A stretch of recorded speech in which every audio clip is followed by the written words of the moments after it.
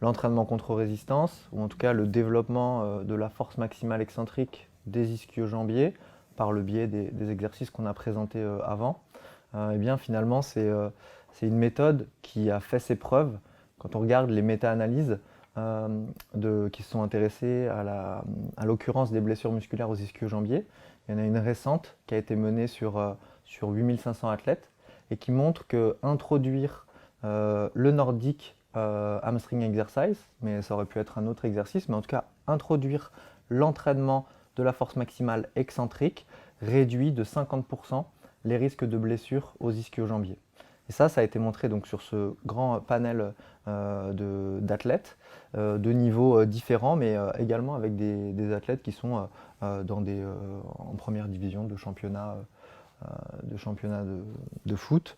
Donc du coup, il y a un vrai intérêt à développer cette force maximale des ischio-jambiers. Quand on prend l'exemple du football, en plus, on est tout de suite sur des enjeux sportifs et financiers qui sont énormes. C'est-à-dire que si on applique cette simple recommandation qui est finalement aussi simple que de se brosser les dents pour ne pas avoir de caries finalement, c'est mécanique, c'est presque instantané. En quelques semaines d'entraînement, on obtient ces effets-là. Ouais.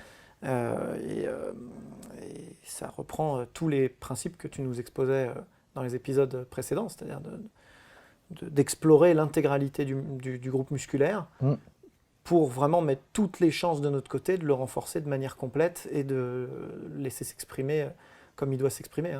Ce qu'il faut rappeler, c'est le rôle mécanique, je pense, des ischio-jambiers. Alors encore une fois, on est sur un exemple qui est très important parce que beaucoup de gens se blessent aux ischio-jambiers parce que c'est un grand classique de la blessure, parce que ça a été sous-estimé et sous-entraîné pendant des années.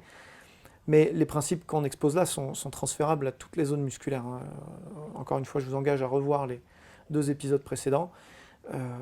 Mais concentrons-nous sur les ischio-jambiers. Leur rôle fonctionnel, c'est d'absorber de l'énergie pendant la phase de renvoi du sprint. Donc à la fois le fait que, on a la cuisse qui part en flexion, la jambe qui part en extension, et du coup les ischios vont avoir, puisqu'ils sont biarticulaires, ils vont avoir un rôle freinateur à la fois de la cuisse, à la fois de la jambe, donc ils vont devoir absorber énormément d'énergie pendant cette phase du sprint.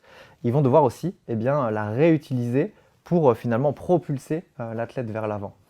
Donc en fait, si on se réfère aux travaux qui ont été menés sur l'animal, en fait on voit qu'un muscle, il augmente sa capacité à absorber de l'énergie lorsqu'il s'active de manière maximale.